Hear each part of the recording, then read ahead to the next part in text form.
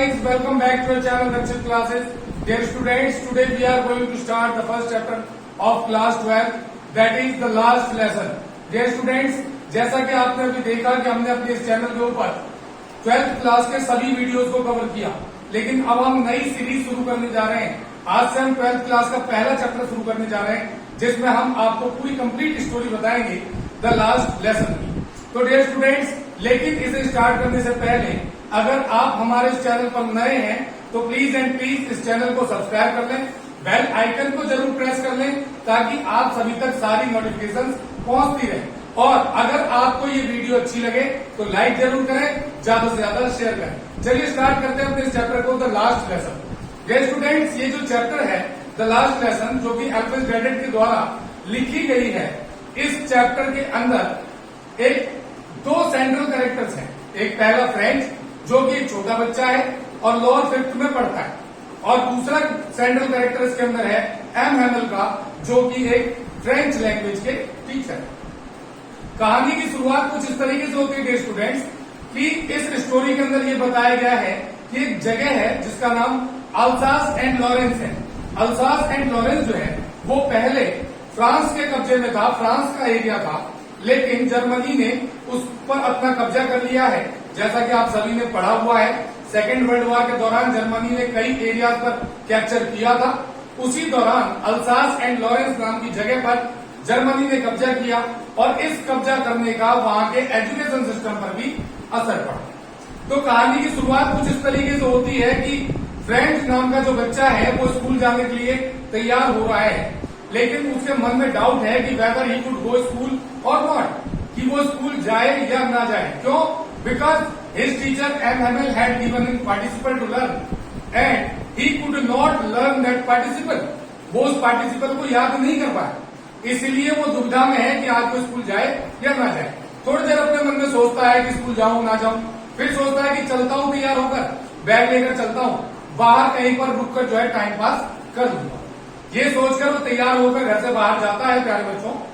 लेकिन जब वो बाहर टाइम पास कर रहा होता है तो उसे वहां पर कुछ नए सोल्जर्स दिखाई देते हैं जो मार्च कर रहे होते हैं। ये सोल्जर्स पूरे उस एरिया के नहीं है, ये सोल्जर्स जर्मनी के हैं जो नए आए हुए सोल्जर्स हैं। एक तरफ उसे टीना ठोकने की आवाज आती है, कई तरह की आवाजें आती हैं, तो वो अपने आप को अच्छा महसूस नहीं करता।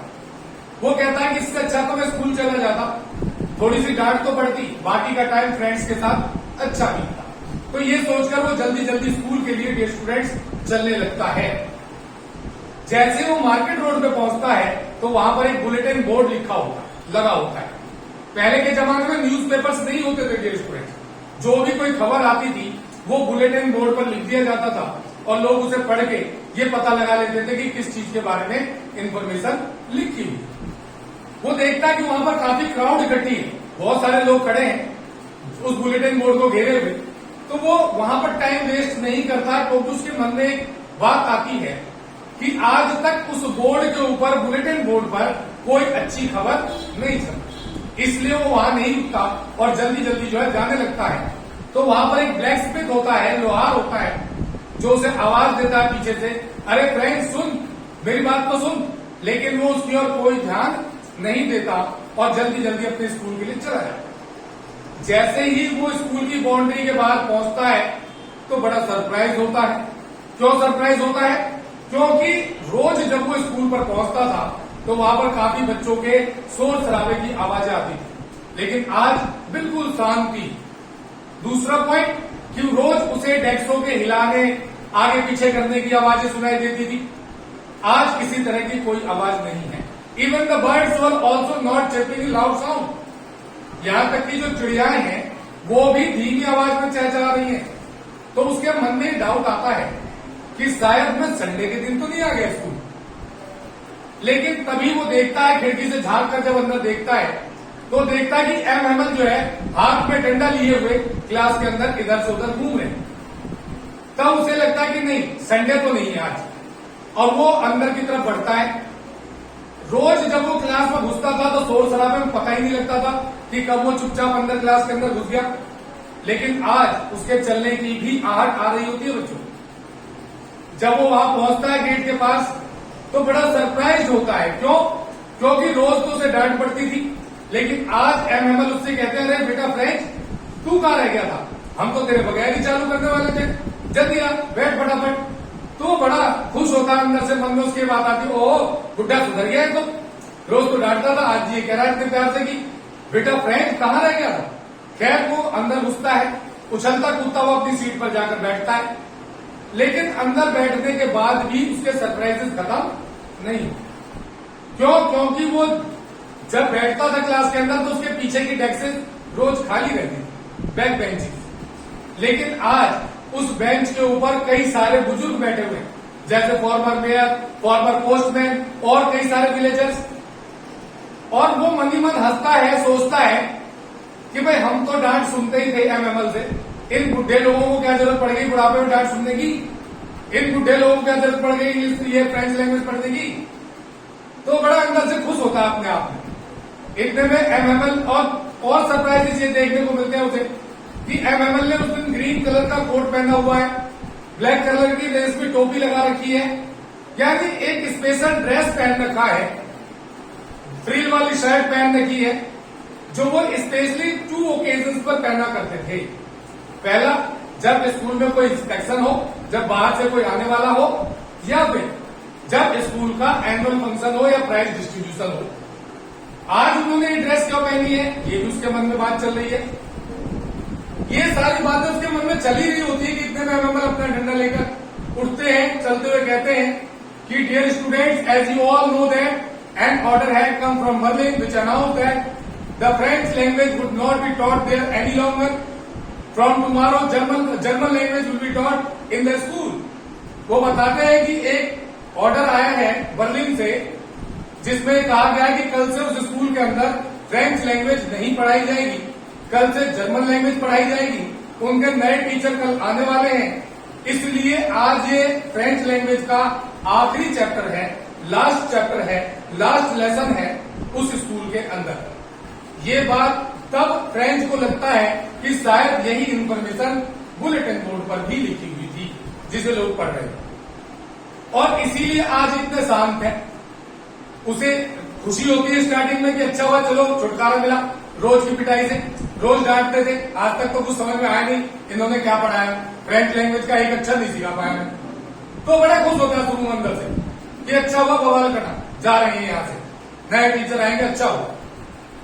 लेकिन एमएमएल कहते हैं कि ये मेरा आखिरी लेक्चर है और मैं चाहता हूं कि आप लोग मेरी बातों को ध्यान से सुने, मेरी बातों को ध्यान से सुने जो मैं बताना चाहता हूं। फिर वो पढ़ाना शुरू करते हैं, फ्रेंच लैंग्वेज के बारे में पढ़ाते हैं और कई चीजों के बारे में पढ़ाते हैं।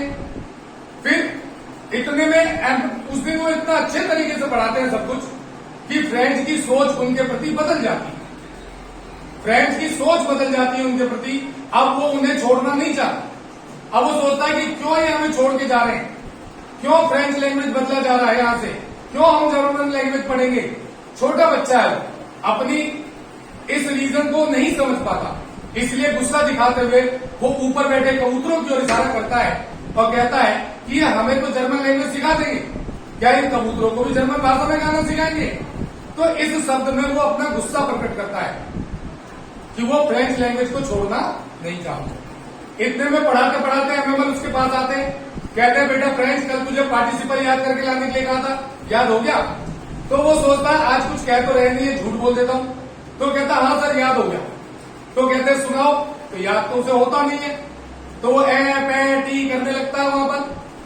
तो एमएमएल उससे कहते हैं बेटा फ्रेंच तेरी गलती नहीं है, तेरा बाप तुझे पढ़ाना नहीं चाहता था, वो चाहता था कि तू उसके साथ काम करे ताकि घर में 2 पैसे ज्यादा आए, और तेरी गलती नहीं है, मेरी भी गलती है। मैंने कई बार अपने कामों के लिए तुम्हारी क्लास मिस की, तुम लोगों को गार्डनिंग के काम में लगा दिया, लेकिन तुम्हें पढ़ाई करनी चाहिए थी। क्यों?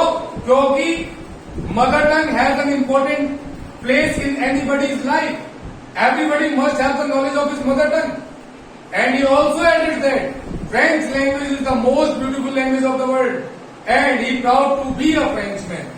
वो कहते हैं कि मातृभाषा का हर आदमी के जीवन में एक स्पेशल स्थान होता है। हर आदमी को अपनी मातृभाषा का ज्ञान होना चाहिए।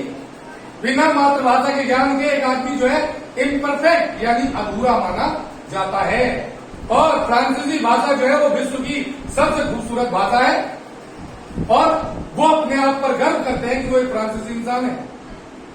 उन्होंने सभी को एक कॉपी बांटी होती है रेड कलर की, जिस पर अल्सास एंड लॉरेंस और फ्रांस का झंडा होता है।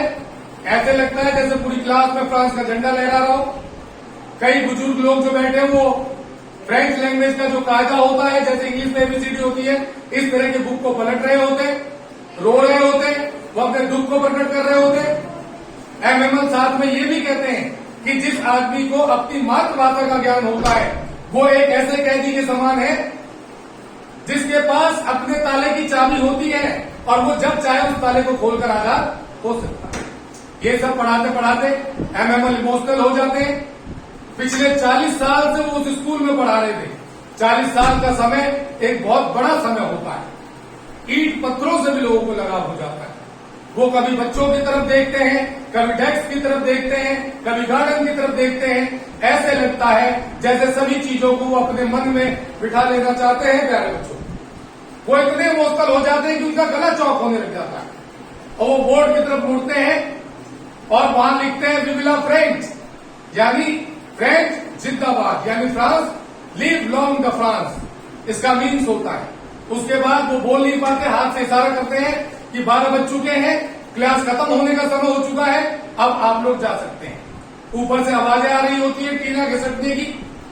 उनकी बहन पैकिंग कर रही है क्योंकि उन्हें वो स्कूल छोड़कर जाना है, देश छोड़कर जाना है, तो वो अंत में इमोशनल हो जाते हैं और यहां पर ये चैप्टर खत्म होता है। तो ये था हमारा पहला chapter dear students, the last lesson, जो कि एल्कन क्रेडिट ने लिखा है। मैं समझता हूं कि आप लोगों को पूरी स्टोरी अच्छे से समझ में आ गई होगी।